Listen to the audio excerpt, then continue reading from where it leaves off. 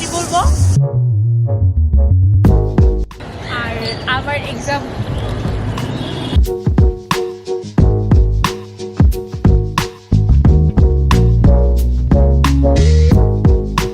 আমার বাম পাশে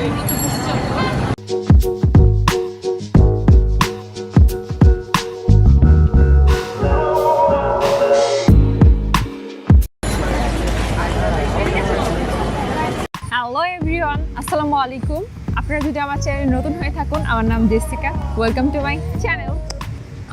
অলরেডি সবাই প্লেসটা দেখে আই হোপ গেস করতে পারছেন আমি কোথায় আছি।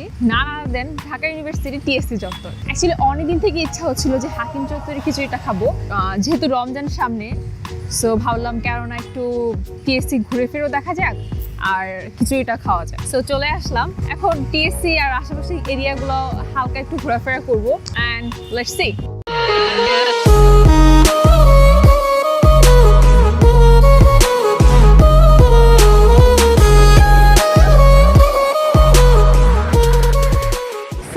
আমরা এখন আর্টস ফ্যাকাল্টির সামনে আছি আর এটা আমাদের কাছে আসলে কলা ভবন নামে পরিচিত। আমার জন্য এটা একটু মেমোরেবল, কারণ আমার ভার্সিটির ফার্স্ট এক্সাম ছিল এই কলা ভবনে আর আমার কলা ভবনে সিট পড়েছিল। আচ্ছা ঠিক আছে, তাহলে বাকিটা একটু ঘুরে দেখা যাক।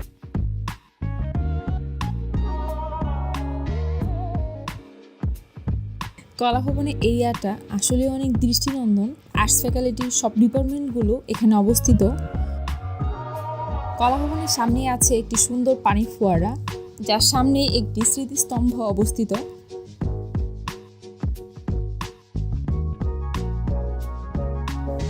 তাছাড়া পাশে আছে একটি বিশাল বটবৃক্ষ, যার ছায়ায় বসে আড্ডা দেওয়ার মজাটাই আলাদা। শিক্ষার্থীরা এখানে বসে পড়াশোনা করে, আড্ডা হয়, আবার বিকেল গড়িয়ে সন্ধ্যার দিকে গানের আসরও বসে। ঢাকা বিশ্ববিদ্যালয়ের গ্রন্থাগারের পাশেই জাতির পিতা বঙ্গবন্ধু শেখ মুজিবুর রহমানের একটি দেয়ালচিত্র রয়েছে, যা অনেক অর্থবহ। প্রচণ্ড গরম, তো আইসক্রিম ছাড়া আসলে চলে না। তো আমি এখানে দুটো ফ্লেভার নিয়েছি, একটা হচ্ছে ম্যাঙ্গো অ্যান্ড আরেকটা হচ্ছে চকলেট ফ্লেভার। অ্যান্ড আমার মিক্স খেতে বেশ ভালো লাগে। আর এই জায়গায় আসলে আপনারা আসলে এরকম ছোটোখাটো আইসক্রিম কিছু স্টল পেয়ে যাবেন, ভ্যানিলা, চকলেট, স্ট্রবেরি, ম্যাঙ্গো, 6 থেকে 7টা ফ্লেভার থাকে। সো এখান থেকে পছন্দ মতো ফ্লেভার মিক্স করে নিতে পারেন আমার মতো। ইয়াম।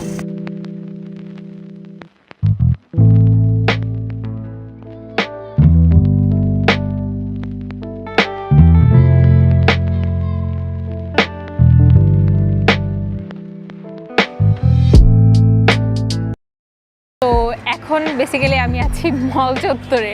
জায়গাটা আসলে অনেক সুন্দর, বিশেষ করে বৃষ্টির সময় কৃষ্ণচূড়া ফুলগুলো যখন ফুটে তখন জায়গাটা আরো বেশি আকর্ষণীয় হয়ে যায়। যদি এখন কৃষ্ণচূড়ার সময় না, আমার আসলে ওইখানে এক্সামটা দেওয়া হয়েছিল। চলেন তাহলে বাকিটুকু একটু ঘুরে ফিরে দেখা যাক। বিশ্ববিদ্যালয়ে আরেকটি আকর্ষণ হচ্ছে বিশ্ববিদ্যালয়ের লাল বাস। রেজিস্টার বিল্ডিংয়ের সামনে বাসগুলো থাকে, যা শিক্ষার্থীদের যাতায়াতের জন্য ব্যবহার করা হয়।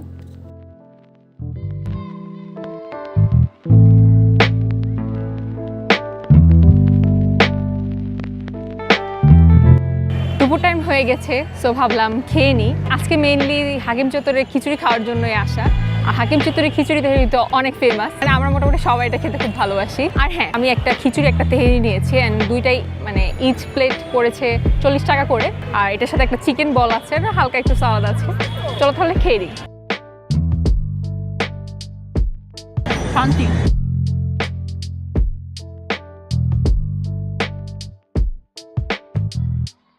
জীবনে প্রচুর খেতে হবে। এখন আমি আছি ঢাকা বিশ্ববিদ্যালয়ের ভিসি চত্বরে আর আমার বাম পাশে মূলত ভিসি ভবন, যার কারণে এই জায়গাটার নাম মূলত ভিসি চত্বর। চলুন তাহলে পুরো ভিউটা একটু দেখা যাক।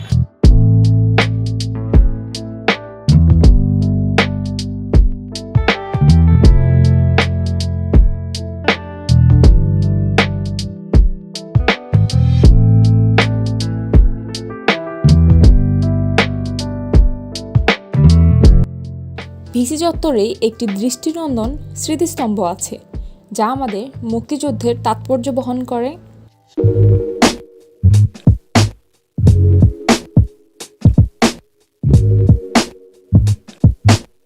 ঘুরতে ঘুরতে আমওয়ালা মামাকে পেয়ে গেলাম। যদিও টক এতটা পছন্দ করি না, তারপরও কাঁচা আমগুলো দেখে লোভ সামলাতে পারিনি। কাসুন্দি কি নিজে বানান? কাসুন্দির টেস্টটা একটু ডিফারেন্ট হয়, তাই না? কাঁচা আম থাকে, তেঁতুল থাকে, এই জন্য মিক্স চলে ভালো।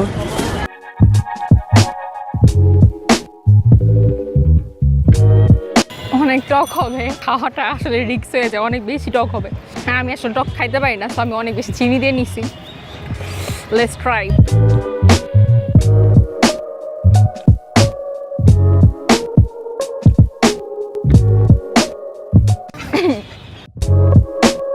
মা অনেক টক, কেমনে নিবো রে?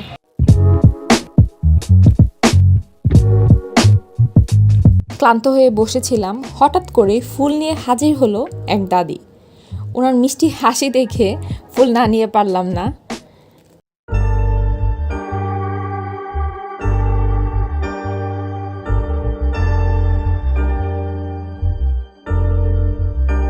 চলে আসলাম টিএসসির চায়ের স্টলগুলোতে।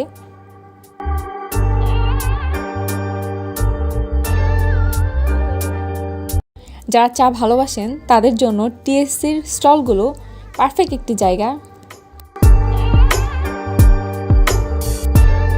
এখানে আপনারা অনেক প্রকারই চা পেয়ে যাবেন।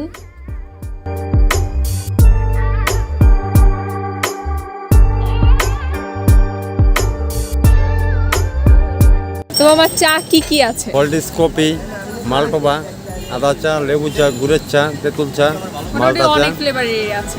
গুড়ের চা, আর দুধ চা আছে। একটা গুড়ের চা, একটা মালটা চা।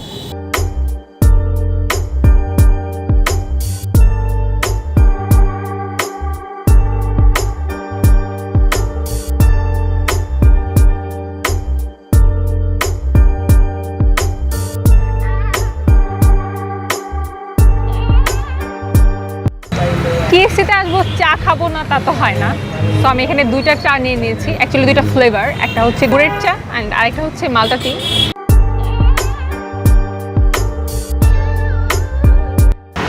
Quite good. আর আসলে টিএসসিতে মাঝে মধ্যে আসা, মাঝে মধ্যে না, সবসময় আসা হয়। আর আসার মূল আকর্ষণটাই থাকে হচ্ছে চা। তো অনেক তো ঘোরা হলো, খাওয়া দাওয়া করা হলো।